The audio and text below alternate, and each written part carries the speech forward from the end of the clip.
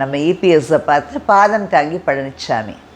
ஆமாம், பாதம் தாங்கி பழனிசாமி தான். ஏன்னா பாதம் தாங்கிங்கிறது நம்ம ஹிந்து மித்தாலஜியில் யாரை அது டினோட் பண்ணோம் அப்படின்னா கருடாழ்வார் ஆழ்வார்களை பற்றி உங்கள் ஜெகத் ரக்ஷகன் இந்த திருத்தணியில் அன்னைக்கு உதயாநிதி பிரச்சாரம் பண்ணுறாரு. ஜெகத் ரக்ஷகன் ஆழ்வார் பாசுரம்லாம் பாடுவார். மிஸ்டர் எம்கே பிரச்சாரம் வரும்போது நிறைய ஸ்கீம்ஸில் ஏதாவது செய்கிறப்ப அவர் சிஎம்மாக இருந்த காலத்தில் அப்போ பாசுரம் பாடுவார்.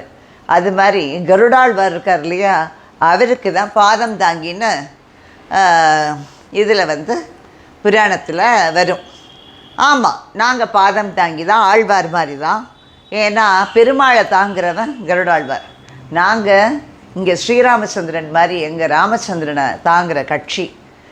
அவரை தலைவராக வச்சுருக்க